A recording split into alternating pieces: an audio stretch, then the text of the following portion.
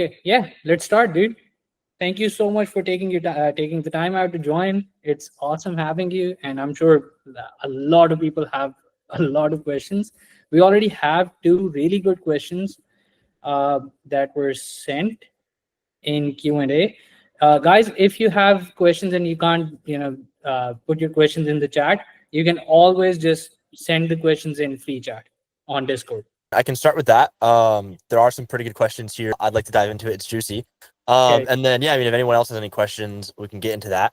So a little bit of background for me. My name is Vexian. You guys may or may not have seen me on Twitter. I'm the head of strategy for 1 of 10. So I oversee most of the clients there. I work with people like Matthew Beam, Will Tennyson, guys like this. As you can see, I have some plaques behind me from client success. So I hope I know what I'm talking about. Well, when it comes to scripts, I'm okay. Yeah, it's why we have people like Harris, who's like the best at scripts. But yeah, I'm okay at reviewing them, and I mainly focus on when working with those clients, and when it comes to scripting, storytelling, and getting viewers engaged through stories. So that'll be kind of the lens I'm looking through here, and hopefully I'll be able to provide some insight. So yeah, I mean, I guess we can start off with questions in the Discord. So I can start off with the first one. Is it the best to really put all your focus and energy into one channel before creating more? Yeah. So here is what I'll say from the context of like me having my own channels and things like this, is I really like going all in on one channel. And I see a lot of guys on Twitter be like, I'm starting 4 channels in the month of like May as like as a challenge. And while it's like great to do that to get the reps in, you would get way more or way better results, I would say, from focusing on one channel and putting 4 times the amount of effort into one thing. And then even if that does fail after a month, you have, like, in my opinion, a little bit more experience. And I also like focusing on one channel consistently versus multiple, because it doesn't split your focus. I mean, I have clients that are like millions of subscribers, like YouTubers, who will have a second channel or a third channel. And that split focus like ends up in the results where it's like, yeah, like it's great to feel like you're doing something, but in reality, like the results you're getting when you're doing something like that is not as impactful or as compounding as if you were just doing on one thing. That's another thing that people also kind of miss when they're starting YouTube out full time, or when they're thinking about getting into YouTube and like they want to scale all these channels because it's really sexy. Because like a bunch of my friends, for example, will be like, oh, look at the 20 channels I have that make me like $20,000 a month. They all started from one channel. Almost always started from one channel and scaled up, because there's a compounding effect in terms of actual like, hey, revenue that you get back, but also learning that you get from doing one thing over and over and over and over again and mastering that one thing. And then you can master another thing. So yeah, I think it's better to just do it that way. So that is my answer to Jill Lacey in the Discord. And then this next one is a great question. It's a good one. Yeah. I'm really excited to hear your answer on this one, because GigaChat, he had a really it's a very, very well thought out question. It might be the best question I've ever got, period. Absolutely. So GigaChat asks, why did you upload a script so bad to your channel Couch Co-op? So I think I should explain how Couch Co-op is ran first, and then I can answer this because I think it's really interesting. Yeah. Couch Co-op is a partnership, hence the name co-op, with me and a business partner.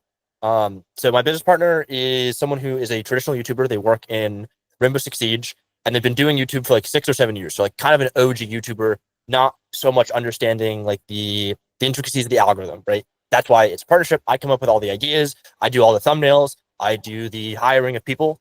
And then they do the scripting and the voiceover and the storytelling. So when it comes to that, I have, let's say, a pretty good overview of like the scripts. I can have like a general idea, and I can give my input and edit them.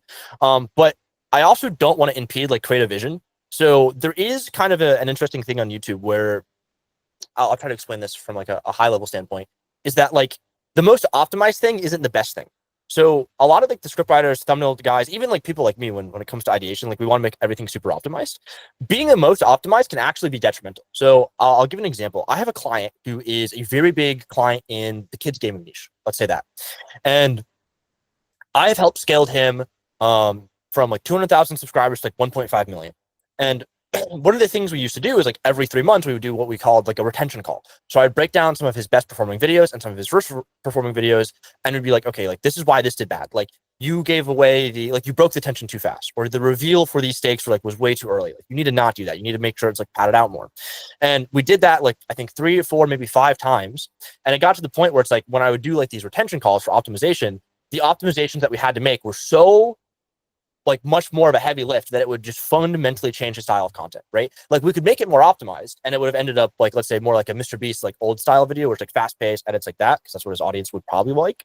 But it's like, well, I don't want to do that because it is not true to who I am, right? So if you over optimize too much, you become something you're not. And that is kind of what happens here with this couch co-op between these two scripts, which is like, you know, one's really bad, one's really good, is that when we make a video, we make the video because A, we have like a lot of good data on the, let's say, title, thumbnail, idea, angle. And then I just let my partner on this, like, just script write. And if we were to optimize everything to the point where it was like over optimized and it was like really like checking all the boxes, which probably would have resulted in a better video, almost certainly would have resulted in a better video. So Giga Chad's probably right about that. And he brings up a great example with the Super Speed Dilemma, which is a really, really good video from Film Junkie. Oh, yeah.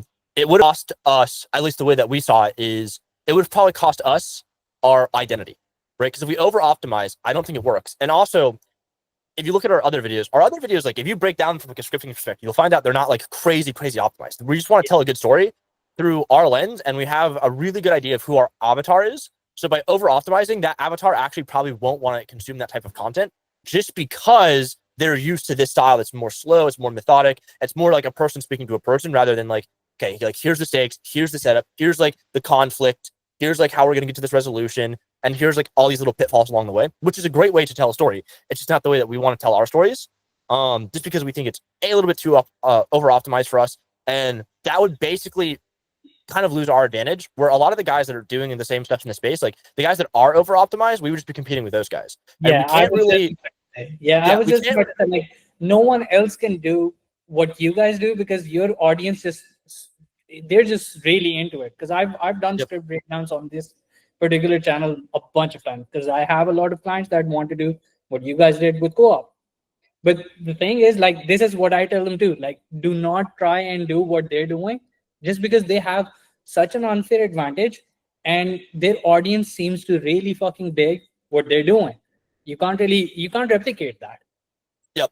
It's really hard. And it's one of those things, like I said, like you hit the nail on the head. Like if we try to over optimize it, our competitors who are already optimized, who already have that market, I don't want to try to fight those guys because they have like years of experience doing that. And it's like, I think we can tell like unique stories and unique angles. So yeah, the script might not be the most optimized. And sometimes we take big L's. So like the Elden Ring video, like that was a pretty big L. And then there was another one that was like really bad too, which was like, I think like why games are addicting. Things like that were like pretty massive L's.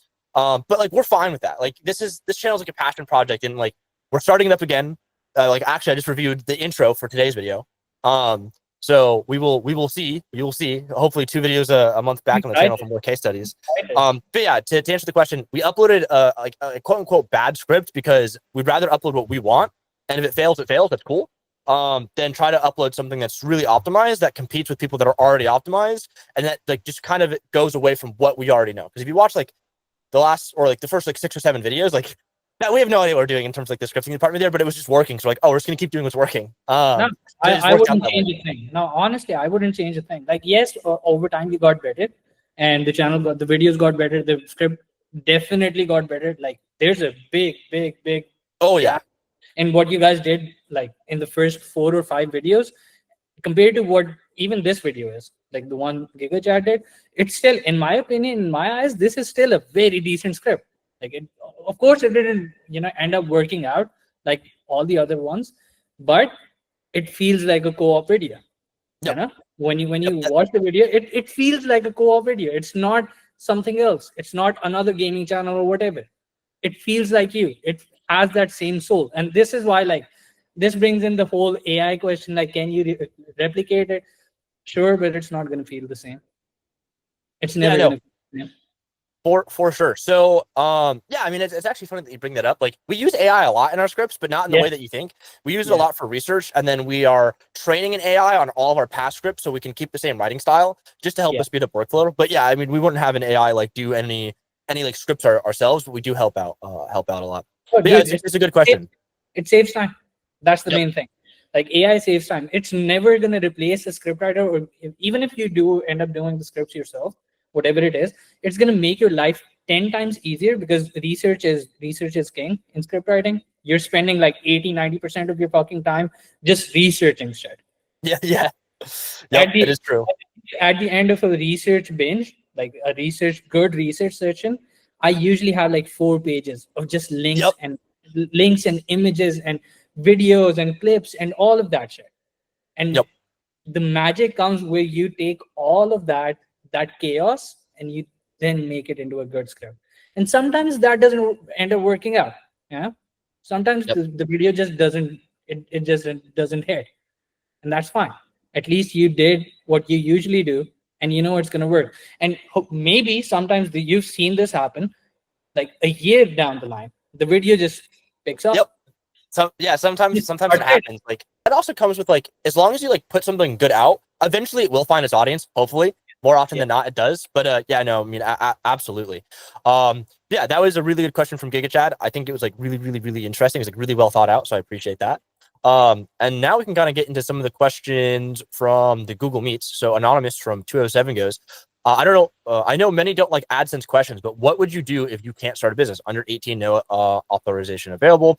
To create an AdSense account, I don't want to harm my successful channel, so I need to create a separate AdSense.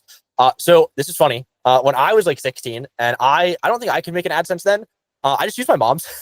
I had my mom set one up for me, and then I would just like set aside money. So when it was like taxes, like because it's technically on her income, I just like, here you go, here's like that. So I did that for a while before I had my own. I don't know if you're in a position to do that. That's what I did. And then I think it's either like Siam or some of these guys on Twitter have like really good guides talking about setting up like LLC AdSenses. Time definitely has a thread on this for sure. Yeah.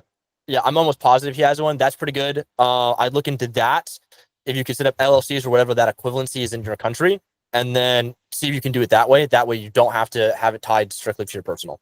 Yeah, for Pakistan, I mean, I don't know who this is. It's an anonymous guy, but if you're based in Pakistan, you can you still need to be 18 to set up an LLC or a business, but you can still set up a business in your parents' name, or you have an older brother or an older sister or someone who is legal, or even if a friend, even if you have a best friend that you can trust, do it that way. Just until you can turn 18 and you can actually set up an LLC under your own name. Then you just transfer AdSense. That's pretty much what you do. Cool. Next up from Brain Planet, I started a channel and made around 10 normal quality videos. Then I wanted to step up and made 10 paid videos, which in my opinion were actually good, and I'm not getting subs. I don't know what to do. So I get 300 subs and 1,700 watch hours. So the thing is, when it comes to things like questions like this, is like being good and bad is like subjective, right? So like whatever you're saying like is good, like might not be like good in like, let's say my preview, right? So like kind of like defining that term kind of matters. But like, let's say good in the context is better than the free videos. Like that's a good start, but then you have to ask questions like, okay, why is it not getting views? Well, if it's educational content, does it solve a problem? Does it answer a question? Does it help someone get better? Does it like involve a transformation? If none of those things are like met, it's really, really hard to get subs. If it's an entertainment quality, that comes down to like the niche you're in, where it's like, if you are providing entertainment for an audience, is that audience find the entertainment worth a while enough to subscribe?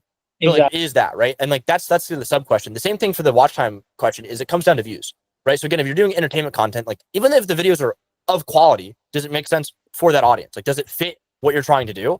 And if so, then you have to ask, is like a packaging issue. Yeah, in the faceless space, you're basically, does your audience think the video is good? Have you made the video for the audience that you're intended to target? Or if you have if some videos up, you need to go through your comments, basically. Your comments tell you exactly what you need to do. Like 90% of the time, that's what I do. Like when one of my scripts flops, because that happens, I'm not gonna lie, that happens a lot. I just go through the comments, and that usually tells me exactly what I need to fix. Is the intro shit? Wasn't Did people just click off because I said something a certain way? And stuff like that, like really small things. More often than not, it's really small changes that have the biggest effect. Oh yeah, almost always. It's like 20% of like the effort is 80% of the results, something like that, like Pareto's principle, and like that's like it's true on everything. Next up is from Stopajai. Your video on YouTube is fucking easy. Really opened my eyes on how YouTube actually works at a higher level.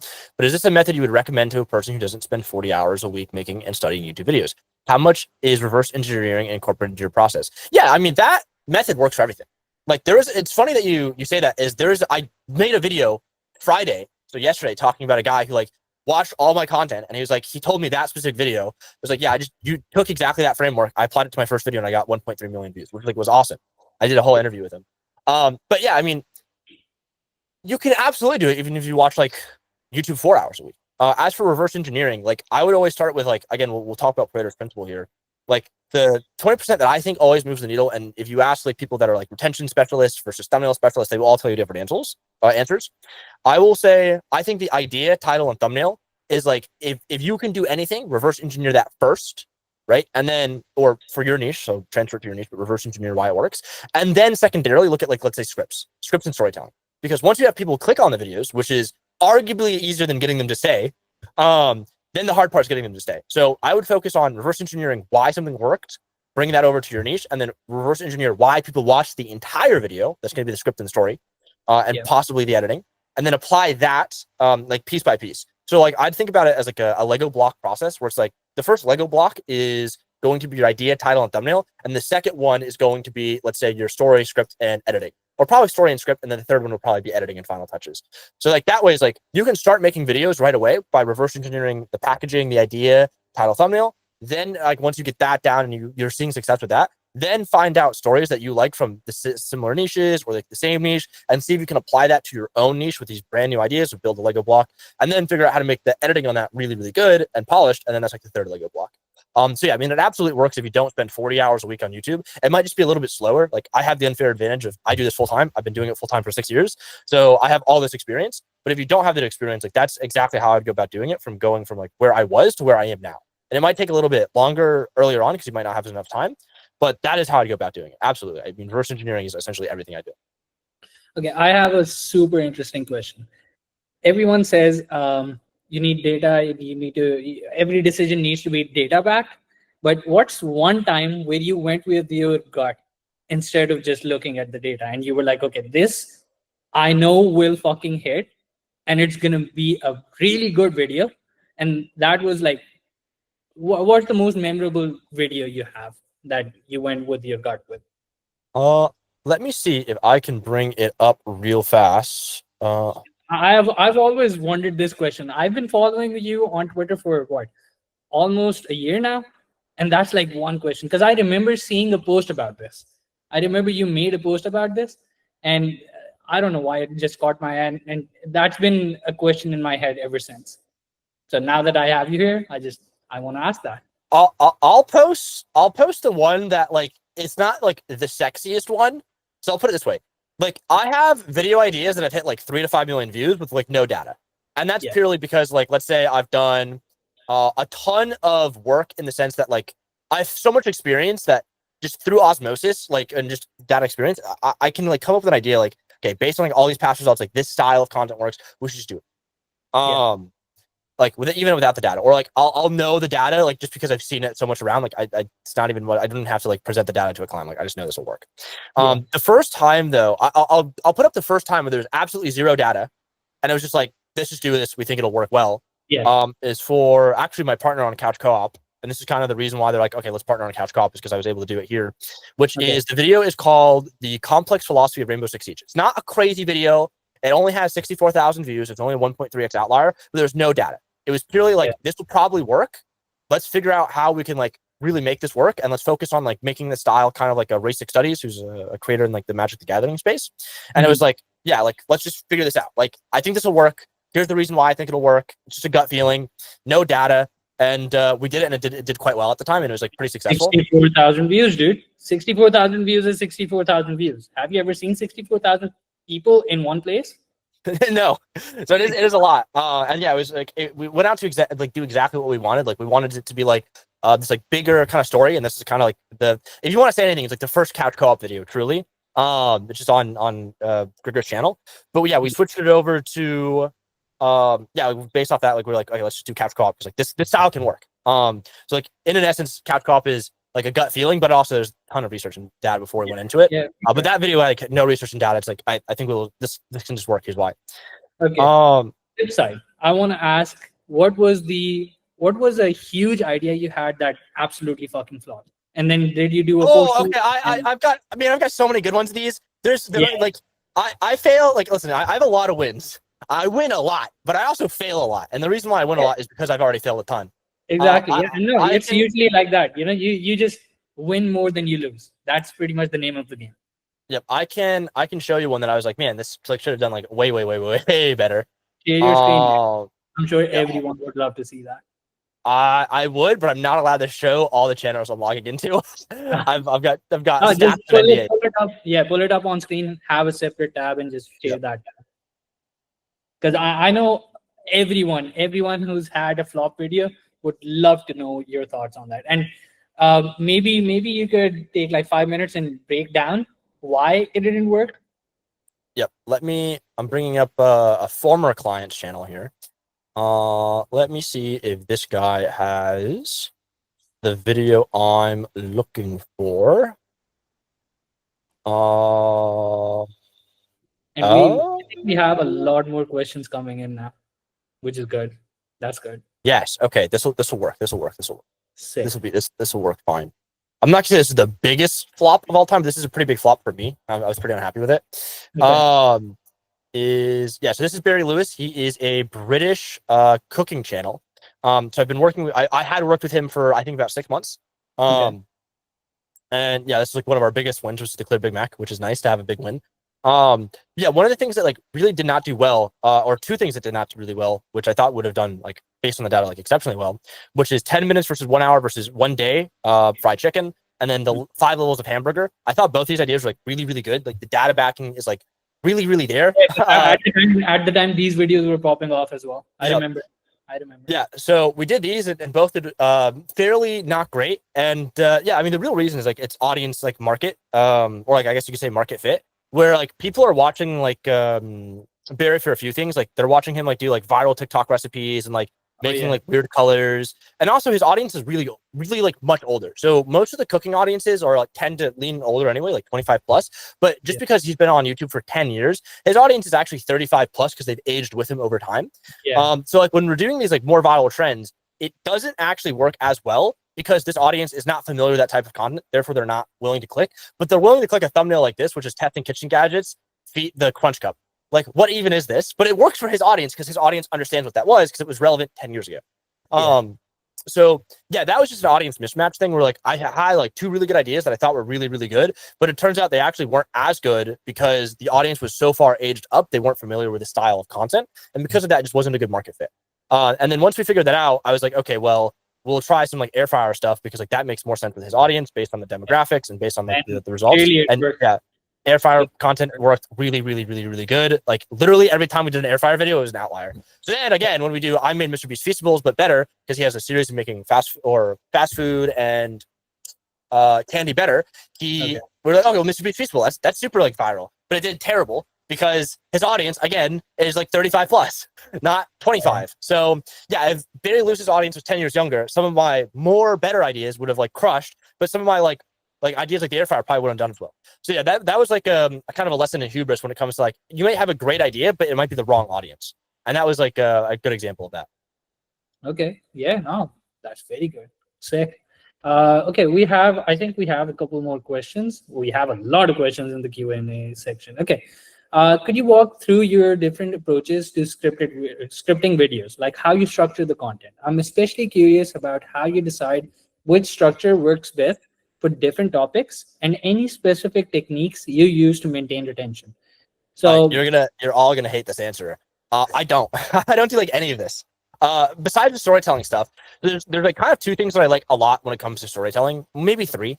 One of them is like from a structural standpoint, I really like revenge-based plots. Revenge-based plots I find to be some of the best, like just innate retention content like there is, because you're like, oh, like this bad thing happened. Here's how I'm gonna get back because of this. And here's the steps I'm gonna take to get back at this person.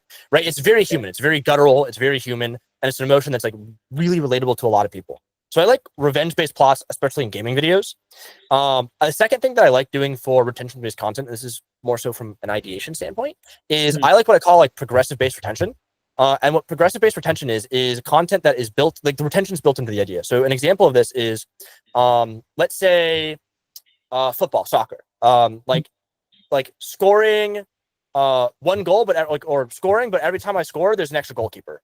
Right? Oh, yeah. Like there's progressive based retention there because like, okay, every time I'm scoring, I have to score against 2 goalkeepers now 3, now 4, right? Another great example is, I don't know if this video is doing necessarily well, but it's a good idea, which is Ryan Trahan, can I double $1 or doubling $1 every day? So there's progressive based retention there because like, okay, well, he starts out with 1, then he's gonna get 2. Well, how is he gonna make 2 4? How is he gonna make 4 8? Yeah, Right? and Like that's innately like built in. natural. Yeah, those are like natural rehooks. You don't really those sort of videos where you already have like you can rely on the idea. You can script those videos super easy. Yep, exactly. So I like those because by doing that idea for a client, like either like a revenge based plot or a progressive based idea, that's really, really, really, really helpful for like the scripting stuff because I have to do less work. Or I have to do like less reviewing because it kind of falls into outside of that, another great one is transformations or challenges. And this is more so like on the ideation front. Like if I have a transformation where I start from X and I go to Y, I know where I'm ending up. I know where I'm starting. I just have to fill in the middle. And filling in the middle is arguably the hardest part. But then by filling in the middle, you can figure out like, okay, like I'm going from X to Y. That's just an example. It can be any transformation. You could be like, okay, halfway through the transformation, I know I need to have a pitfall, right? And then I know I can also have, like, let's say, Seth Fowler has a great word for this, where it's like stacking payoffs, where you can have like multiple other payoffs before the big payoff. And I really like that method as well. So Seth has like a great methodology for that. And I use that for my gaming clients just because it works so well. And obviously I think he does as well. These like little mini wins. So that's good. Other retention-based stuff that I focus on is I always, and this is what I do for like actually like every client, which is like the big thing, is I always know what the final thing is. And I've said this before in one of my other videos. Like I always know like what the last line of the video is, or like what the last message is. I had a great example, and I'm not necessarily sure if this is like a scripted one, but this guy did a video which was, I think it's like 6.4 million views, which is like I trained like David Goggins for 100 days. And he went from like super like fat and like unfit to like David Goggins. And like the last line of the video like really stuck with me. And I was like, that's like how I write my scripts. Or like we always like know what like the last message is, and it's just trying to get to the viewer. Like the whole goal of the video is trying to get the viewer to that final message by any means necessary. So sometimes it's stacking payoffs. Sometimes it's not stacking payoffs, just doing like whatever, right?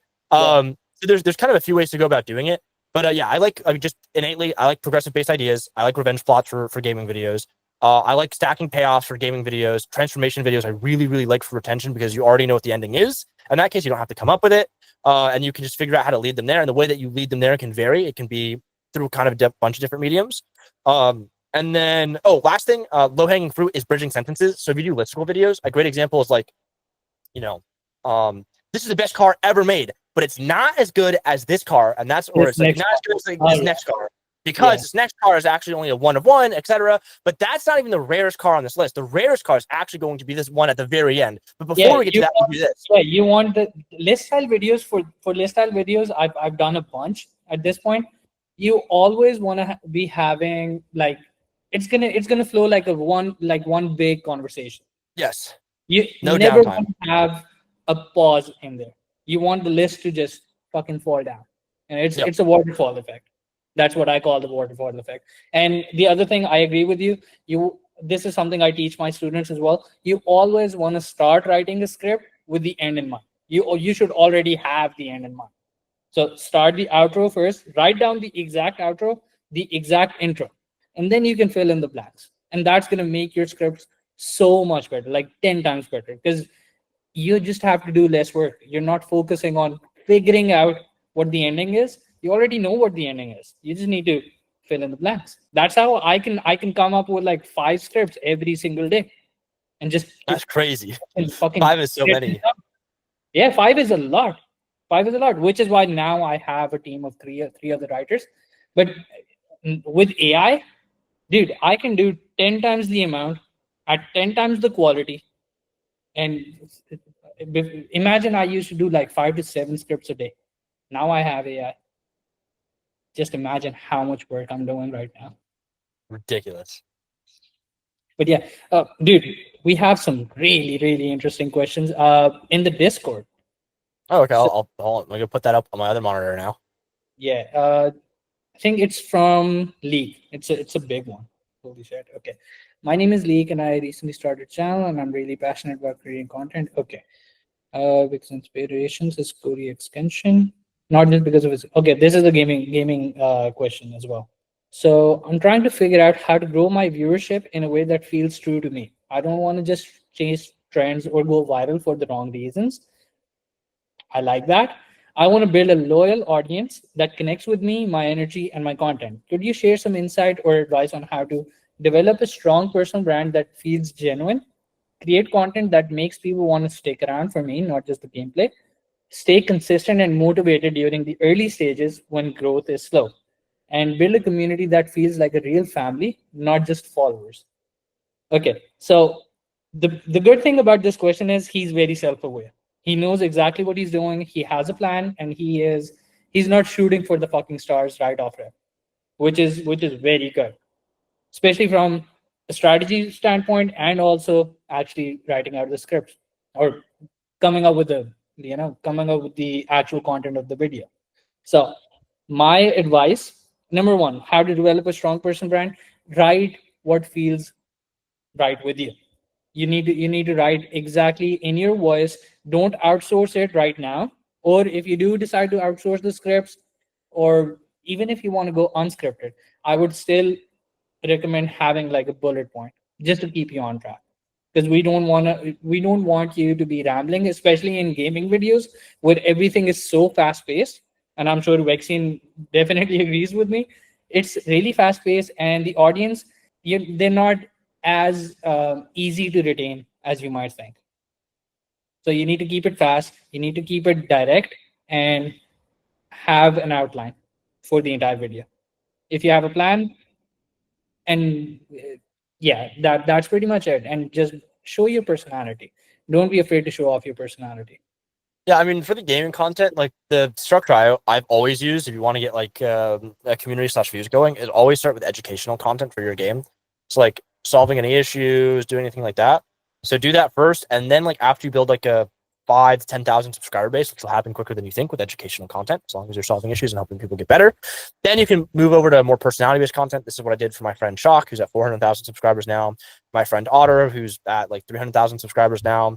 It's like a system that I find works consistently, and then you just scale that up. I'm currently doing that with another client who's already done the educational content, but now he's doing more broad-based content. That guy's named Swetsicle. So now he's doing like all these like broad entertainment-based videos.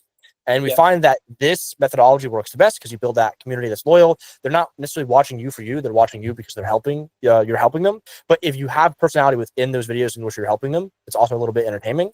They will stay with you when you go to the entertaining content. Senne Jackson, he has a question. How do you add a human touch or authenticity? What do you think a really good authentic channel looks like? That's a very broad question, but it's a good Yeah. question. Human channels and what they look like.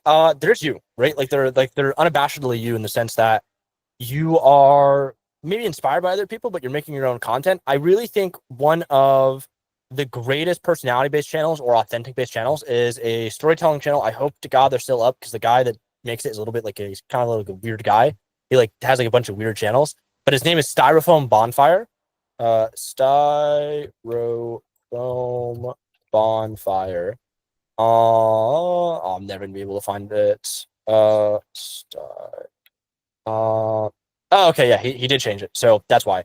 But yeah, it's Brian Krabale, formerly at Styrofoam Bonfire. I can link it here.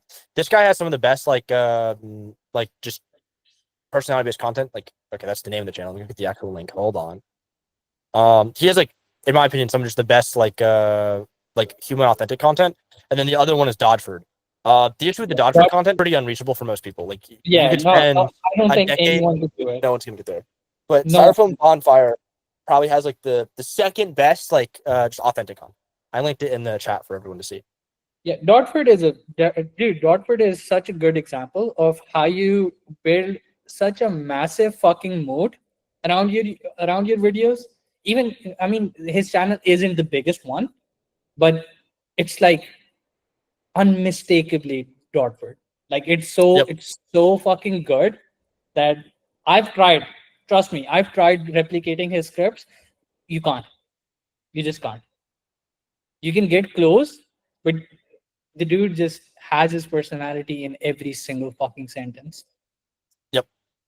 And it's so like unapologetically original that you just sit there. I took out a transcript of his script, and I was just sitting there, and I'm like, dude, this is insane. That's what the like that is pretty much like you hit the nail on the head for like the authenticity content and how to be human. Is like the most human based content is never like formulaic. Like there's no formula to it. It's like just whatever they want to make.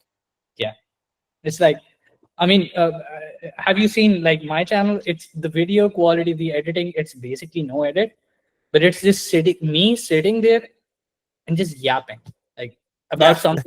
about something that I'm passionate about and I know a lot about. I'm just sitting there, and I know I don't get a lot of views. I got like 60 views on the latest video, on a 30-minute video. That's 60 people that sat down for 30 fucking minutes and listened to me yap. Yeah. That's 60 people, dude. Imagine 60 people in a fucking room. There's not 60 people in this call. Yep. Only 25. Half as Yeah, many. half as many, and it's still a lot. And that's something you have to remember. Like, yes, you can chase views, you can chase the AdSense revenue, you can do all of that, but that works for YTA. You're better off doing something that's trend based. You're better off doing something that's super viral right now. Just make the videos, make them for as cheap as possible, get your money, make your bag, and get the fuck out. But if you want to build something that you can do for like 5 years full time, that's not going to work. You're going to have to go, you're going to have to basically do what Noah does and just trend hop. And he's basically, you know what snipers are in trading? He basically Yep. snipes. He basically snipes the fucking trend at the most perfect moment. It's like you're like, holy shit, this dude, he knows what the fuck to do. And that's why Noah's like the best at YTA. And same for Warner, same for Neil, same for all of these guys. They know when to catch a trend. And especially you. You can do that, but in personality channels and gaming and all of these different niches. Okay, I think we have a few more really interesting questions. Someone asked for, is it possible to look at my channel? Not in this call. We're really tight on time. We have like 20 minutes left. We can answer like 5 more questions. Okay. What do you do to save time making videos outside of editing slash thumbnail making? I only know about your use of 1 of 10. Do you maybe use stuff like Notion or Trello or something else? Yeah. I mean, we use Notion to catalog all the ideas. Then we use, I mean, honestly, the thing that saves us like a lot of time, which is underrated and something I've talked about a lot, is like I have a private Discord community. And in that private Discord community, like every day, like those guys that are like people like Sion, people like Warner, people like Noah, like they just post like what they're seeing works. So it's like it takes a lot of guesswork out of me. We're like, oh, I'm noticing this thing. Like maybe I should do data analysts on it, and it's like they've already done that. And it's like, oh, I can just ask them for the results, right? Same thing like thumbnails. Like we probably spot like the trending thumbnail formats like months in advance before all these guys on Twitter be like new thumbnail formats. Like we've already been using that for our clients, so we do it all the time. Yeah, having a private community or a community you can bounce like ideas back and forth off of, or like that are on like the cutting edge of what's going on, like being uploaded on YouTube on a daily basis, like it's probably worth its weight in gold. Like I've come up with so many great ideas just because those guys have spotted them for me and posted it in our ideas chat. Like, hey, like look at this idea, it's pretty good. And vice versa. Like Noah stole I'm not gonna say he didn't steal the Vexian thumbnail, but he used the Vexian style thumbnail on a few of his channels. So I'm like, hey, it's popping off on Couch Co-op, it's popping off for my client, another client in the education space, or the financial education space. He's like, oh, I'm gonna do this for Poppy Playtime, some of his other channels.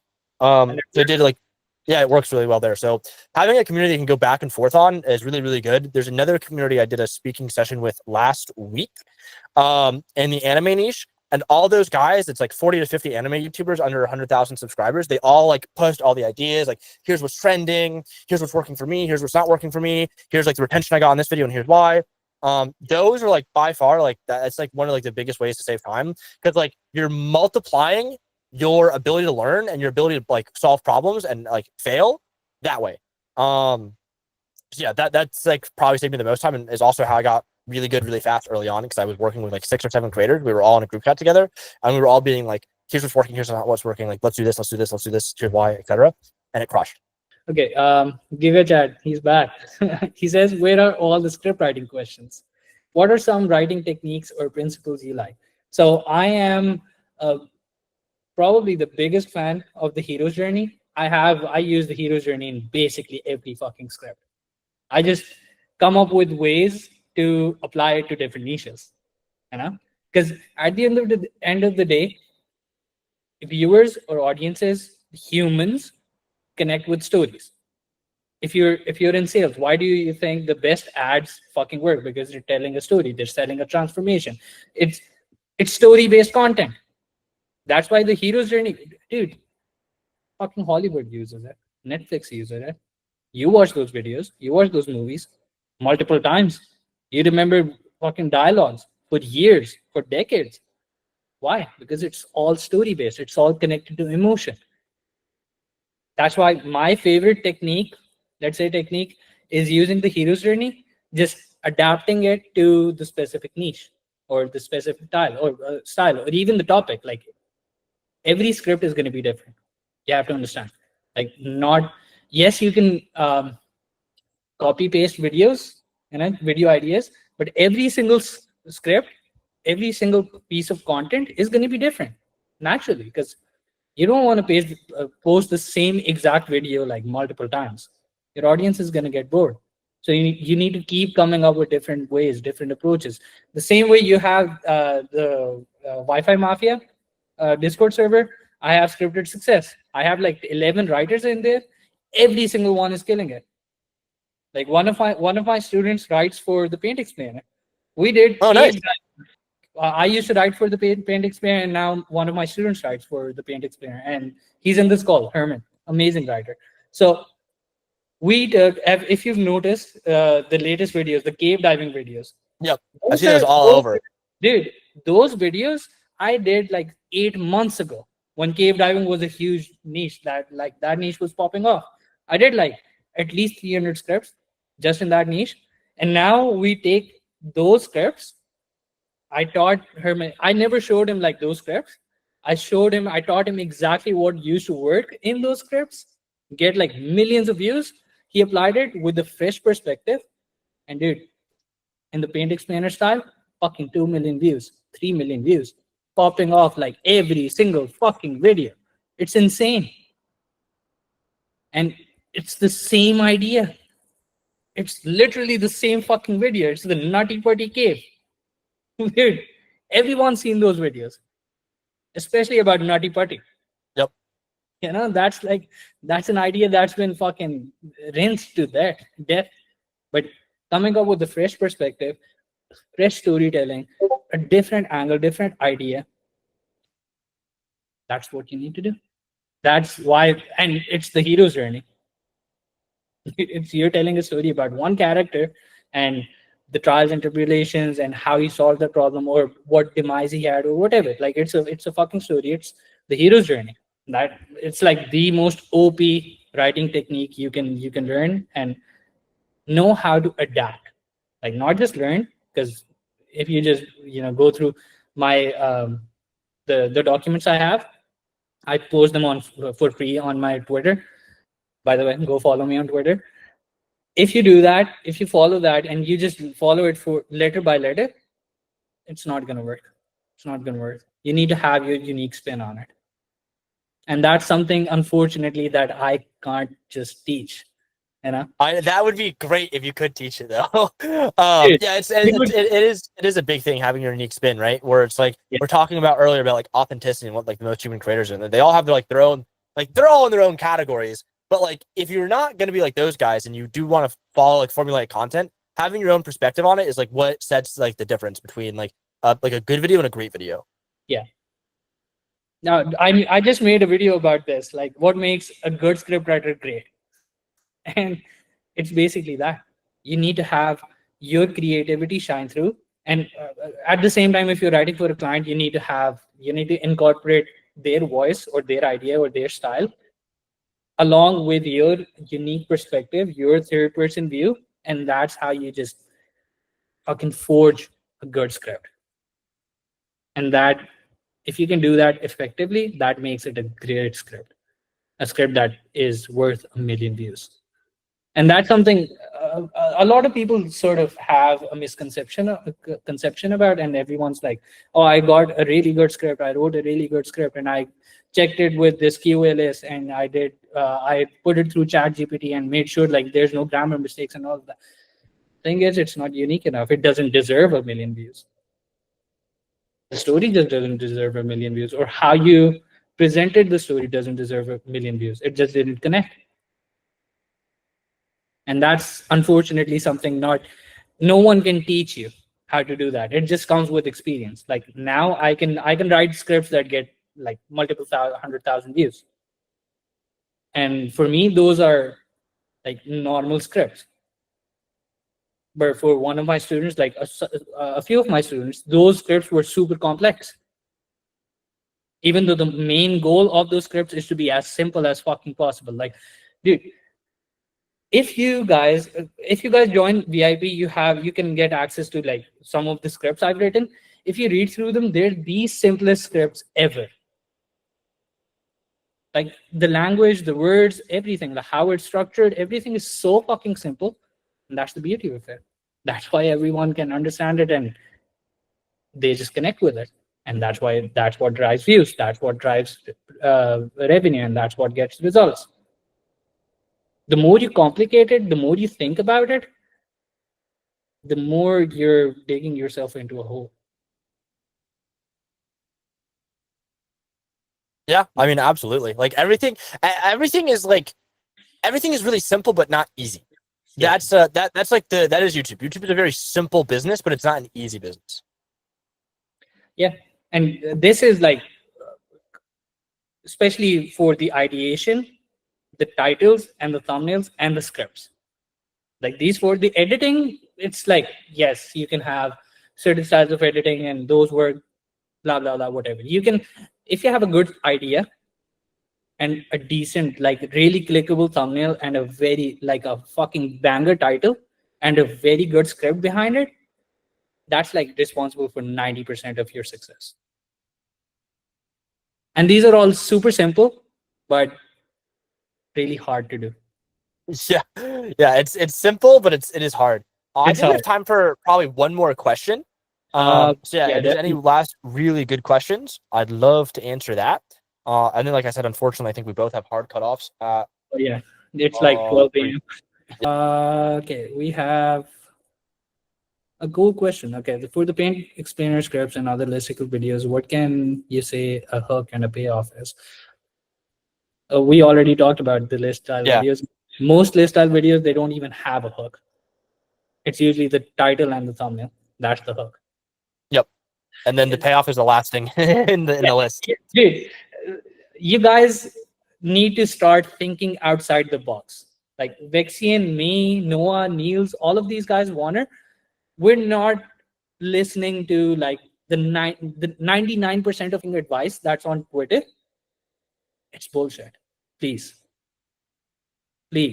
it's bullshit. Don't constrain yourself. Yes, it's some of it is good, but don't constrain yourself to just that. Like we just said, you need to start breaking rules. You need to think outside the box. You need to get creative. YouTube is a platform. Creators being the key word. You need to get creative, dude. Figure it out. That's like the biggest advice, the piece of advice I can give you. Oh, this is a very, very popular question. Okay. Can we get some insights on the whole trust score thing? Yeah. So it's always existed. Yeah, it's always existed, like forever. There's a few things about trust score. I'll say from my experience. So previously, like new channels were doing really, really well because YouTube was directly competing with TikTok for a user base, and they were promoting your first few videos. Also, it was double helpful because they were doing that on purpose. B, it was an issue within the algorithm that gave you a really high confidence score. Right, it gave you 100% confidence in terms of it knew what your video was. So you'd get a lot of views organically. And then C, it also was like left in for a while because it was actually kind of useful because your video would get pushed and then you'd find an audience faster. So like three things that was like happening all at once that were like unintended but also intended.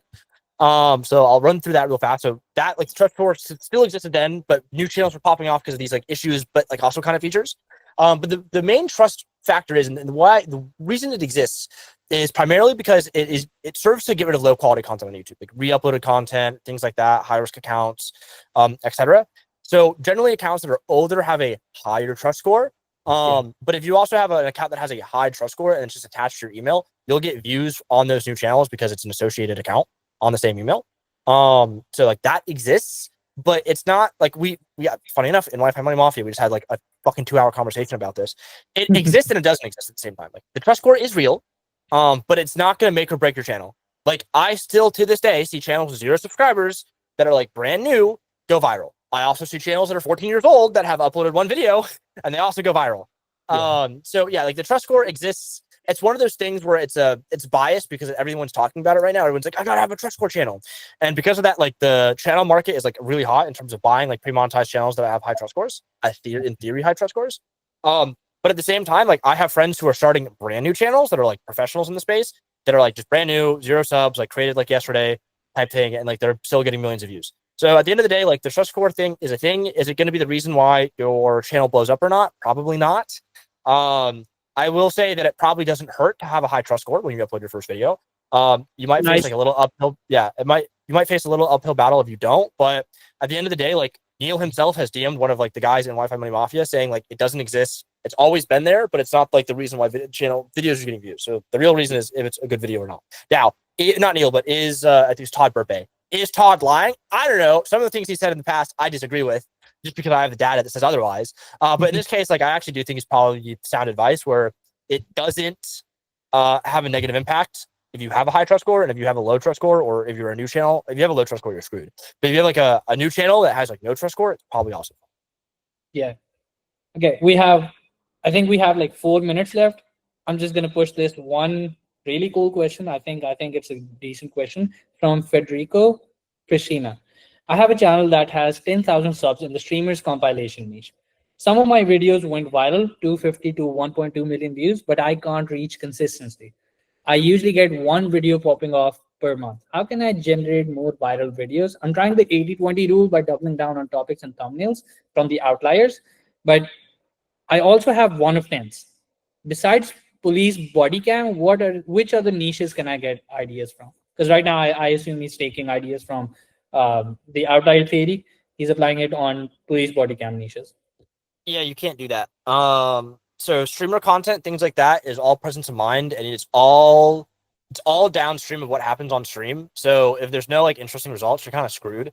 And a lot of it, unfortunately, is like click-based type content where it's like, Lacey said this about Playboy Mac, or maybe not like that, like per se, but like, yeah, that's like you're in like a position where it's like you're almost always like at the benevolence of what happens on stream. So like you're in like a really bad spot. The views are nice, but like you said, like I'm struggling with consistency. Yeah, like you're always gonna struggle with consistency because you have no way to like start out with like a certain thing and get there. Like it's all based on what happens. You have to do everything retroactively. You cannot do anything proactively. So that's like the $1 million issue in that space, where it's like you never have like the content that's proactive, and because you're not the streamer themselves, you don't have good content or audience wise. I think like the best way to go about doing it is just like that's just kind of like a side hustle channel. Like that should never be your main channel because you're never going to be able to like be in control of your own destiny, sort of thing. You can still get a lot of views. Like you can still make a full-time income times 3, but you're never going to have like that consistent view base. So you're almost like always in like a pretty bad spot. Yeah, no, that's a very good answer. Okay, this is a selfish question, but I have you here. So what do you think of my channel, and what can I improve, except for the fucking titles and thumbnails? Titles and thumbnails. Yeah, no, I mean, the best thing is probably ideas. So I think a lot of the things that you've seen in the past have, or not things in the past, but things that you're seeing right now is like, and this is something I had a client call yesterday. I'll tell you the same thing I told him because he had the same question at the end of the client call is like, what can I improve? And the thing that's working right now in almost every space that is an improvement space, like teaching, education space rather, is they show the result and then they like the videos packaged as the result, right? So like a great example is like how, let's say I did a video, how I made $1 million off one video, right? Like that is the result. I'm showing you the result. That's why you're clicking on it because you want to know how I did that. And then they're giving you the process throughout the video. So for you, like a banger video would be how I made my clients X amount of money with like 5 scripts, or how like my script got 10 million views and how yours can too. Like you're showing them the result, and in the video you're telling them the process, or you're teaching them the process. That's what's working right now. If you look at other traditional education channels in the YouTube space, a great example is like Think Media, vidIQ. All these guys are still doing the same, like how I do this, how to do that, how to make a thumbnail. Those videos are dying off, and people like Dan the creator that are like, here's how I did this, and then he's showing you how he did that. Or like in the faceless space, like Noah Morris, it's like, fuck it, I made $100,000. Here's how. Or like I made a video which is like fuck it, like the best way to make money in 2025. It was like talking about I don't even remember what I was talking about. I was talking about streamer live channels for streamers. Just funny enough that guy Federico was talking about. It's a little bit different because you can be a little bit more proactive with it. But yeah, you do that, and then I'm like, hey, like this is how like I did it like 2 years ago, and here's how you can do that. So that is the way I'd go about doing it. Is always like package it as the result, and people like hopefully YouTube will target that audience that wants that result, and then you show them the process in detail throughout the video. So that's why you also see like the beginner like full like 4-hour courses do really well as well, like from like Brian Oh yeah, NG. yeah. He has one where it's like that's like a full course, like you're showing the entire process, but also like he has content where it's like he's selling the result as like the packaging, and then he's giving the process throughout the video. I would do Okay. that for every single video going forward. Okay. Okay. Sick. I mean, yeah, I can do that. I have like, dude, at this point, I've written like 6,000 fucking scripts. I don't Yeah, even, so half of them, I don't even know where they went, where the videos went. gotta track those. Gotta get those case studies. Yeah. Yeah. It's like, I have so many case studies, they're just not in one place. Yeah, first of all, you gotta organize. If you organize, that'll be key. Yeah. But yeah, I mean that's all the time I have. Unfortunately, I do have to go because I'm on a tight This was, timetable. But I appreciate you having me. thank you so much. Thank you so much. This was awesome. We got a lot of questions answered, and we got like some really, really sick insights. So, dude, appreciate you as always. And we might be seeing Vexian on another call, maybe Maybe sometimes. sometime soon. I'm a busy man though. All right. Yeah. Thank you for having me, Harris. I'll see you guys later. Peace. Of course, dude. Peace. Thank you so much for being here and giving us your time.